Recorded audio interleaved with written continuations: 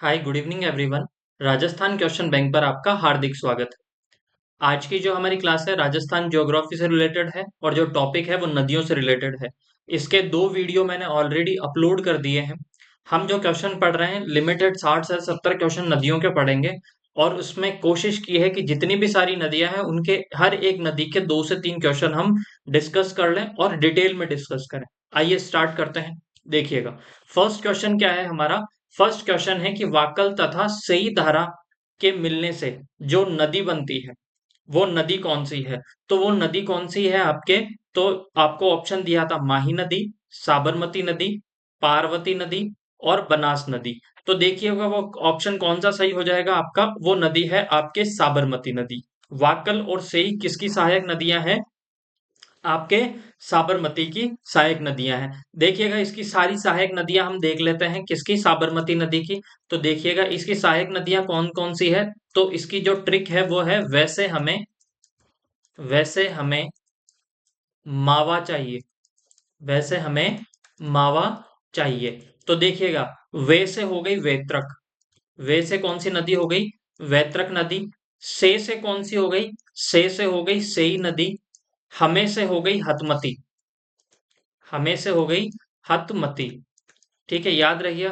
वा से हो गए आपके वाकल। ठीक है, और मां से कौन सी हो गई, तो मान से हो गए आपके मानसी। ठीक है, ये कौन सी हो गई, मानसी। तो वेत्रक हो गई, से हो गई आपके। अब देखिएगा कौन सी नदी पूछी थी, एक तो वाकल पूछी थी और एक आपसे पूछी थी सेई। तो ये किसकी सहायक नदियां हैं, तो ये है आपके किसकी सहायक नदियां, आपके साबरमती की। ये चीज याद रह जाएगी। अब देखिएगा अगर आपसे पूछ लिया जाए कि जो साबरमती नदी है, ये साबरमती नदी है, इसका कुल अपवाह क्षेत्र कितना है। कुल अपवाह क्षेत्र कितना है, मतलब ये टोटल कितने किलोमीटर में बहती है। तो कुल अपवाह क्षेत्र है इसका 416 किलोमीटर। कितना है, 416 किलोमीटर। अगर आपसे ये पूछ लिया जाए इसके कुल अपवाह क्षेत्र के अलावा आपसे ये पूछ लिया जाए कि राजस्थान में अपवाह क्षेत्र कितना है इसका, राजस्थान में कितनी बहती है, तो ये बहती है 45 किलोमीटर। कितनी बहती है, 45 किलोमीटर। अगर इसका उद्गम आपसे पूछ लिया जाए तो इसका जो उद्गम है वो कहाँ पे है, आपके पदराना हिल से। कहाँ पे है, पदराना हिल्स। ये पदराना हिल्स कहाँ पे है, तो ये उदयपुर के अंदर है। अच्छा कौन सी झील से, तो ये आपके अगर झील पूछ लिया जाए तो वो कौन सी है आपके, जैसमंद झील। तो ये चीज आपको ये याद रह जाएगी क्या। ठीक है, तो ये चीजें याद रखनी है। तो इसका जो उद्गम है वो पदराना हिल्स उदयपुर से होता है, राजस्थान में 45 किलोमीटर ये बहती है। अगर यहां से कोई अच्छा क्वेश्चन बनता है तो ये राजस्थान की एकमात्र नदी है जिसका उद्गम तो राजस्थान से होता है, पर जो इसका अपवाह क्षेत्र है वो कौन सा है, गुजरात।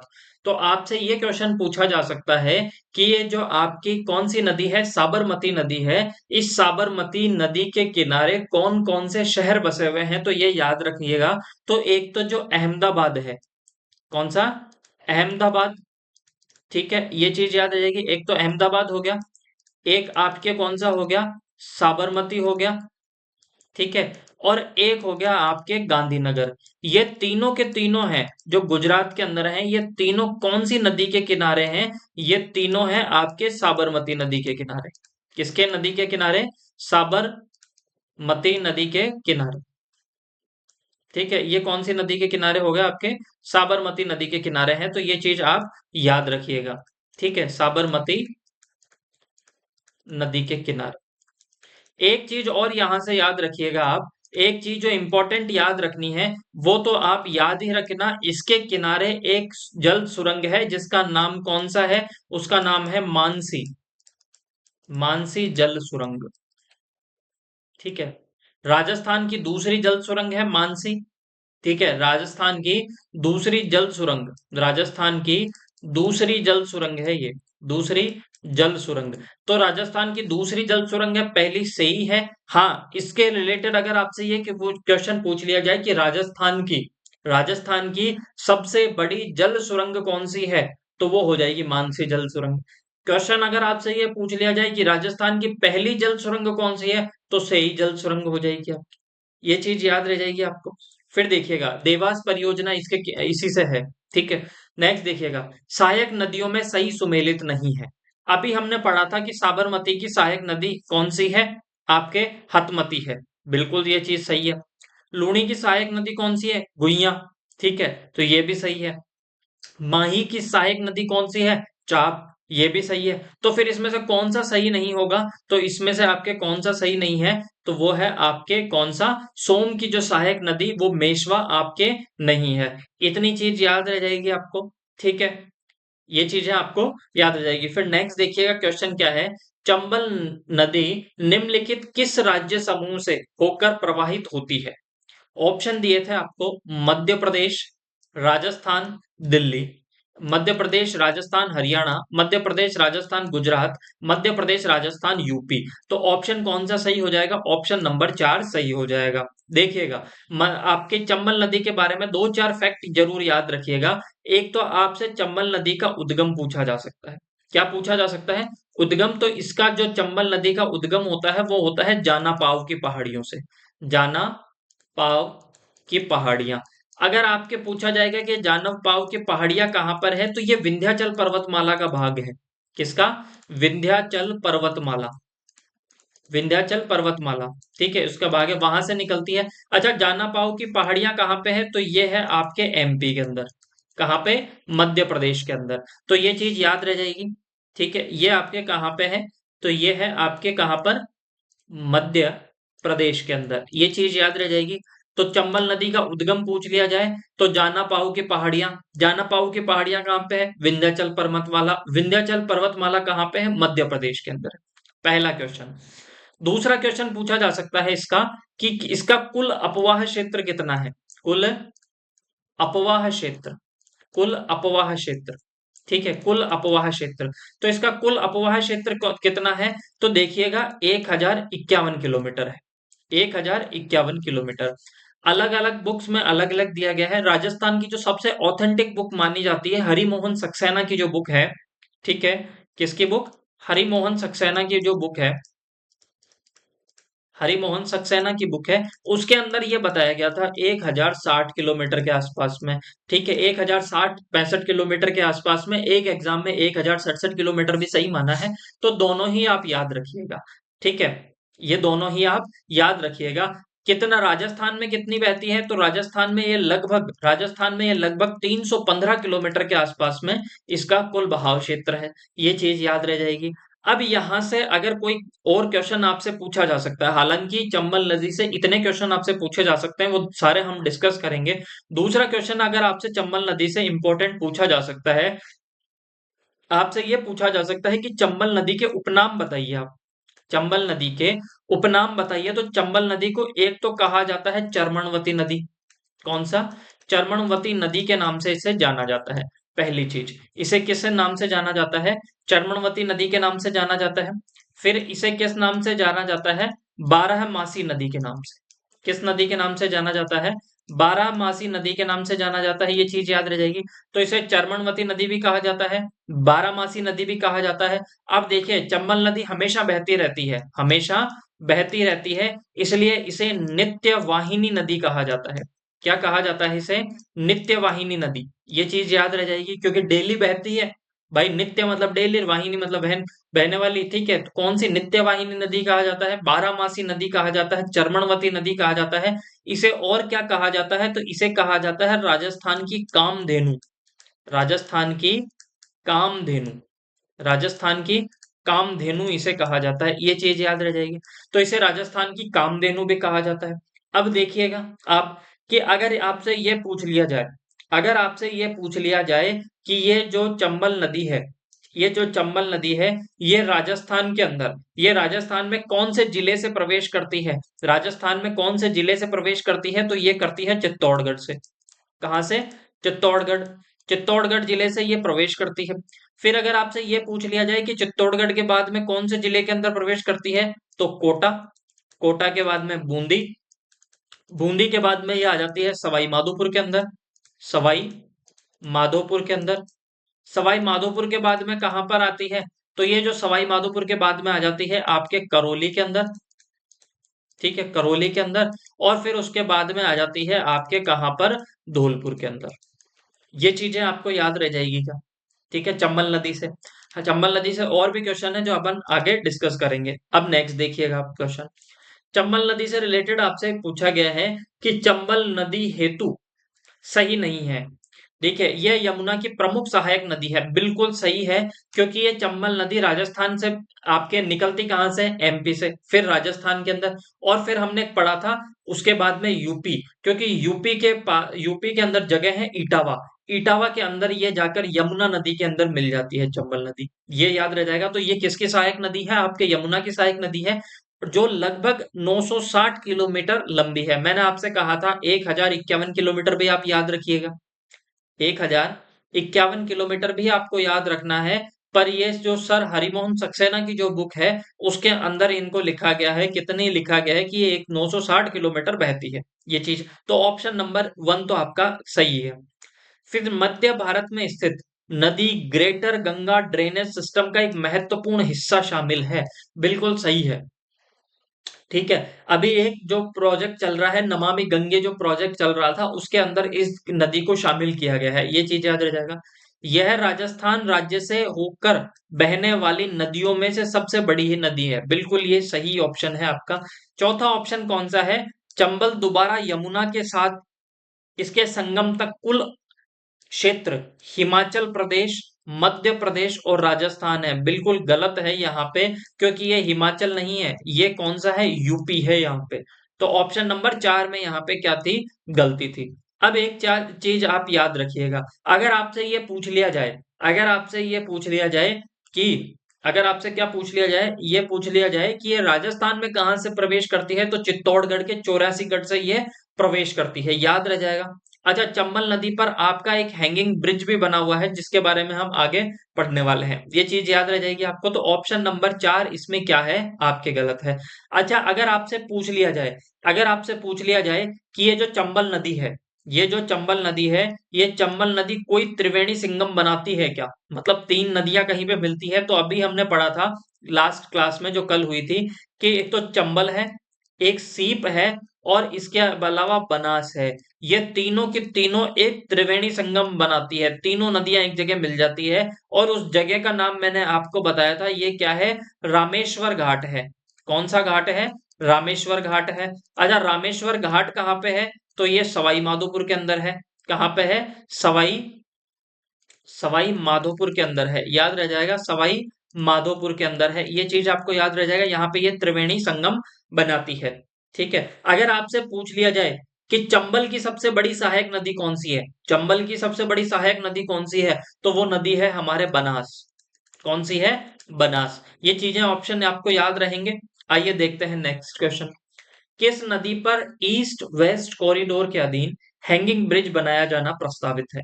अभी हमने पढ़ा था कि राजस्थान के अंदर जो हैंगिंग ब्रिज बनाया गया है, वो कौन सी नदी पे बनाया गया है, ऑप्शन दिया गया है बनास, चंबल, काले सिंध और लूनी। तो ऑप्शन कौन सा सही हो जाएगा, ऑप्शन नंबर आपका सेकंड यहाँ पे सही हो जाएगा। अब देखिएगा हैंगिंग ब्रिज के बारे में, पहला क्वेश्चन कि हैंगिंग ब्रिज है कहाँ पे। तो जो हैंगिंग ब्रिज है किस नदी पर बनाया गया है, तो उस नदी का नाम है, ये चंबल नदी पर बनाया गया है।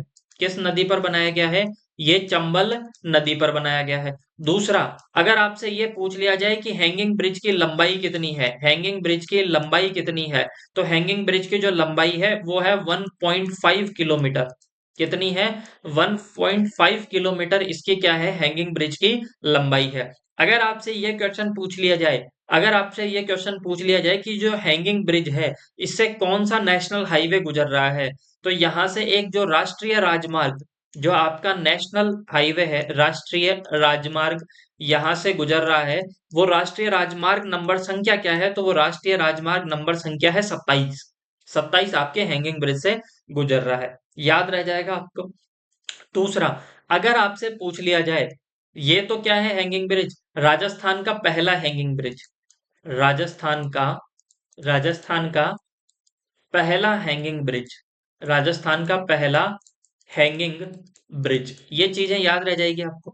अगर क्वेश्चन अब आपसे पूछा जाए, अगर आपसे ये क्वेश्चन पूछा जाए कि राजस्थान का दूसरा हैंगिंग ब्रिज कौन सी नदी पे प्रस्तावित है, क्वेश्चन अच्छा बन सकता है, राजस्थान का राजस्थान का दूसरा दूसरा हैंगिंग ब्रिज, राजस्थान का दूसरा हैंगिंग ब्रिज किस नदी पर प्रस्तावित है? राजस्थान का दूसरा हैंगिंग ब्रिज किस नदी पे प्रस्तावित है? तो उस नदी का नाम है माही नदी। कौन सा नदी? माही नदी पर यह आपका हैंगिंग ब्रिज बनने वाला है। ये चीज आपको याद रह जाएगी बांसवाड़ा के अंदर, ठीक है। तो चंबल नदी से रिलेटेड हमने क्वेश्चन पढ़े। अच्छा, अगर आपसे क्वेश्चन चंबल नदी से और पूछे जा सकते हैं। अगर आपसे यह पूछा जाए कि राजस्थान की एकमात्र नदी जो अवनालिका अपर्दन का निर्माण करती है, अवनालिका अपर्दन का निर्माण करती है, किसका? अवनालिका अपर्दन का निर्माण।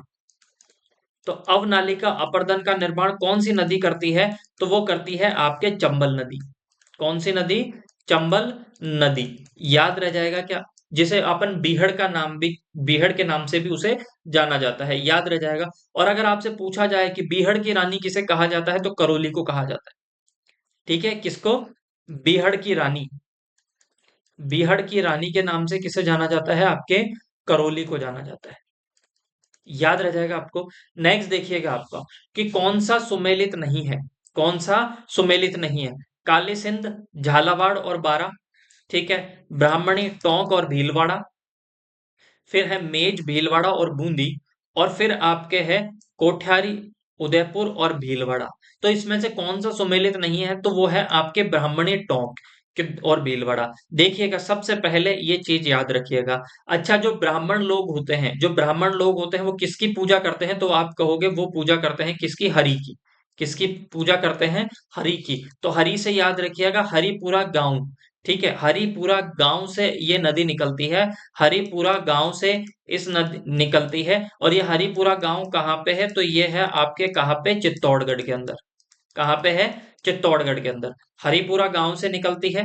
कैसे याद रखोगे? ब्राह्मण हरि की पूजा करते हैं और हरि, ठीक है, तो ये चित्तौड़गढ़ से निकलती है। ये चीज आपको याद रह जाएगी, ठीक है। तो ऑप्शन नंबर सेकंड आपका यहाँ पे सुमेलित नहीं है, ये चीज याद रह जाएगी आपको। फिर नेक्स्ट देखिएगा आप, काली सिंध किसकी सहायक, काली सिंध की सहायक नदी नहीं है। काली सिंध की सहायक नदी नहीं है। तो देखिएगा कौन कौन सा?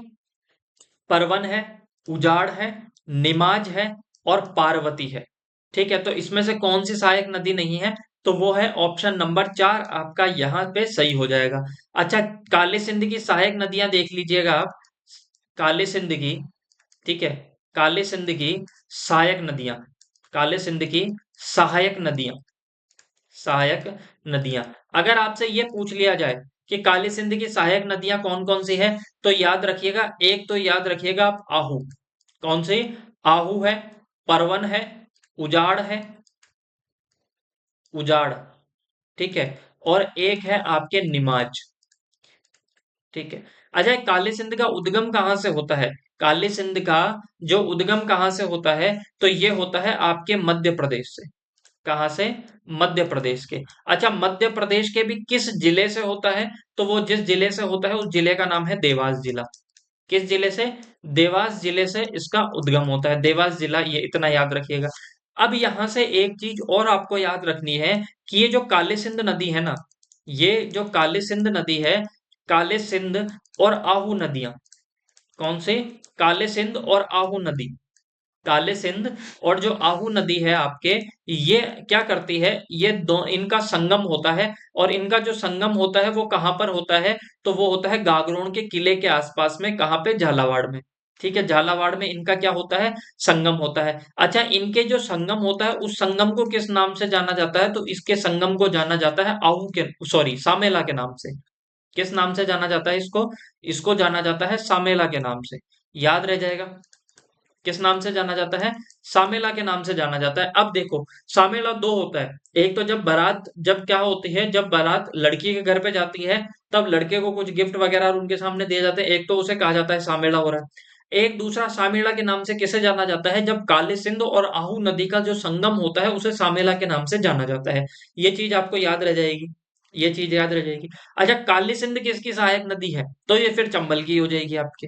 ठीक है, ये चीज याद रह जाएगी आपको। तो काले सिंध और आहू के संगम को सामेला के नाम से जाना जाता है। और ये काले सिंध की सहायक नदियां हैं। ठीक है, और कौन सी नहीं है? तो पार्वती नहीं है।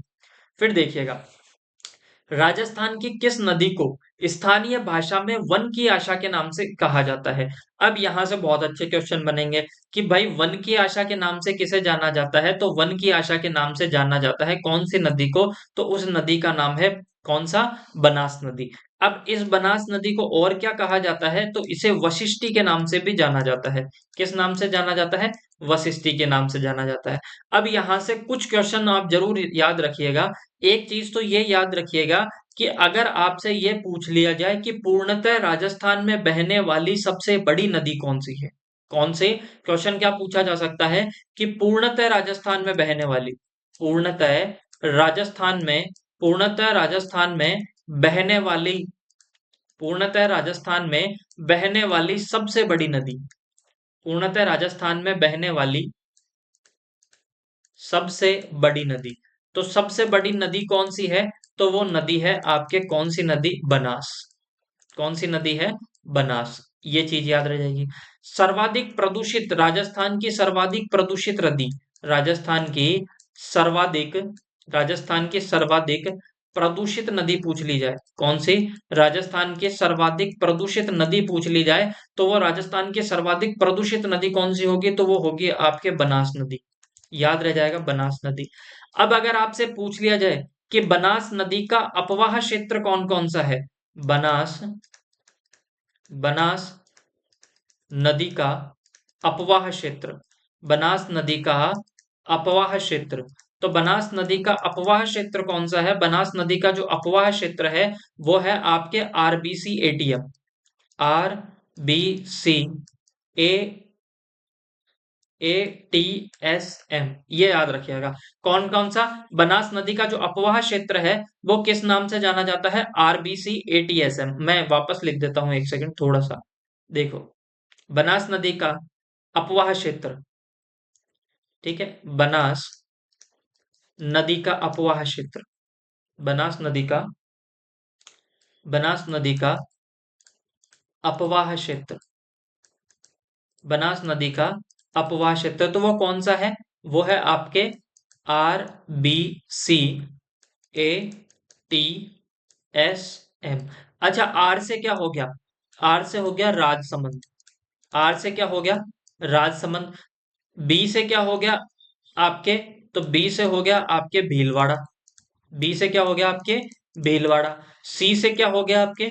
चित्तौड़। ए से क्या हो गया आपके? अजमेर। टी से क्या हो गया आपके? टोंक। और एसएम से क्या हो गया आपके? सवाई माधोपुर, सवाई माधोपुर। याद रह जाएगा। अगर आपसे ये क्वेश्चन पूछ लिया जाए, हालांकि लास्ट क्लास में आप जाके देखोगे तो मैंने इससे रिलेटेड आपको सारे लगभग क्वेश्चन बता दिए थे, ठीक है। तो दो चार क्वेश्चन मैं लास्ट क्लास में नहीं बता पाया था। मैंने आपको ये भी बता दिया था कि राजस्थान के अंदर जो सबसे ज्यादा त्रिवेणी संगम बनाने वाली नदी कौन सी है? तो वो है आपके कौन सी नदी? बनास नदी। एक तो ये चंबल के साथ में, सीप के साथ में और बनास, ये तीनों एक तो जो संगम बना रही थी वो कहाँ पे बना रही थी? वो आपके बना रही थी कहाँ पे?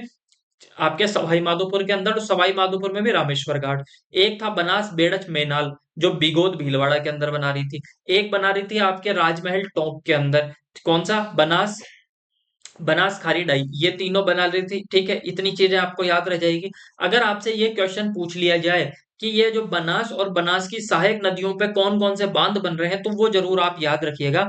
जो एक तो बनास नदी पे जो बांध बन रहा है ना, जो अभी जिसका इंपॉर्टेंट, जो इसका अभी कार्य चल रहा है, कार्य प्रगति पर था, वो था बांध आपके ईसरदा, ईसरदा बांध। एक तो याद रह जाएगा आपका ईसरदा, ठीक है। एक, है ना, एक चीज और याद रखिएगा, एक बनास की जो सहायक नदी है वो उसका नाम है मोरेल नदी, ठीक है। जो आपके कहाँ पे है? दौसा के अंदर, उस पे बन रहा है आपके मोरेल का बांध। तो ये बन चुका क्या, बहुत पहले बन गया मोरेल का बांध। ये चीज आपको याद रह जाएगी। एक आपके मेजा बांध, ठीक है, इसकी जो सहायक नदी है कोठियारी, ठीक है, उस पे बना हुआ है भीलवाड़ा के अंदर, ठीक है। याद रह जाएगा आपको, ये चीजें आपको याद रखनी है, ठीक है। फिर नेक्स्ट देखिएगा, अगर आपसे पूछा जाए कि बेड़च, मोरेल, कोठियारी, खारी निम्नलिखित में से किसकी सहायक नदियां हैं, तो वो आपकी किसकी सहायक नदी हैं? आपके बनास की सहायक नदियां हैं। आई होप, ठीक है, आज की क्लास हम यहीं पे समाप्त करते हैं। क्लास आपको अच्छी लगी होगी। अगर क्लास आपको अच्छी लगी है तो ज्यादा से ज्यादा शेयर कीजिए, सब्सक्राइब कीजिए। Thank you so much, bye bye and take care.